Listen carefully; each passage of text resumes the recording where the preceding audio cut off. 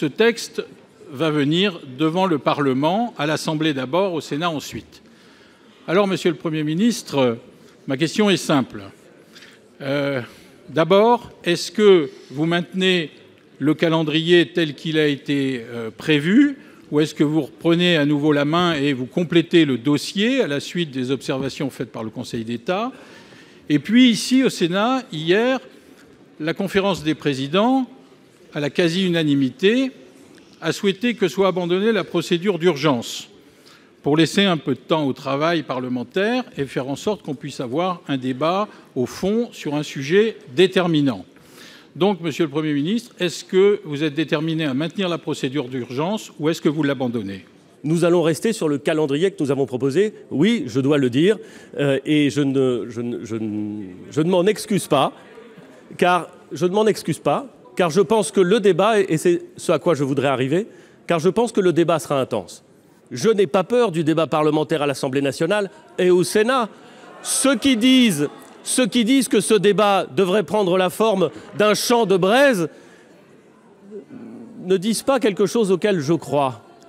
Un peu moins de 70 articles, avec un long débat à l'Assemblée nationale et un long débat au Sénat, dans une procédure accélérée, c'est vrai, qui a, et vous le savez parfaitement, Monsieur le Président Marseille, toujours été retenue s'agissant des réformes des retraites. Toujours. Toujours. Pourquoi? Parce que nous savons bien que le débat peut être intense, mais qu'à un moment, il faut adopter la loi. La jeune Mila est aujourd'hui victime de ce qui peut être comparé à une fatwa, confortée par la prise de position honteuse et inadmissible du délégué général du CFCM. La violence qui s'exprime contre Mila nous rappelle en effet les fatwas lancés contre Salman Rushdie, Charlie Hebdo et tous ceux qui, au nom de la liberté, ont critiqué l'islam. Entre les insultes homophobes et les menaces de mort, Mila est devenue en quelques jours le symbole de la volonté des islamistes d'anéantir notre liberté d'opinion et d'expression et de réinstaurer le délit de blasphème en France. Il n'y a pas de racisme dans le fait de critiquer une religion, quelle qu'elle soit.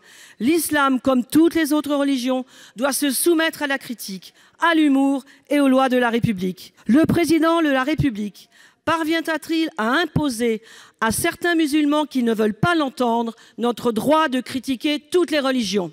Mais vous le savez, il y a 2 enquêtes ouvertes sous l'autorité du parquet de Vienne. La première est liée aux menaces de mort qu'elle a reçues et la seconde pour provocation de la haine raciale. Nous aborderons, et nous laisserons la justice évidemment instruire sur ces 2 sujets, mais nous aborderons cela de la meilleure façon, c'est-à-dire celle de garantir devant vous, au quotidien, dans nos actions, le fait qu'il n'existe pas dans ce pays et qu'il n'existera jamais sous l'autorité de ce gouvernement de délit de blasphème.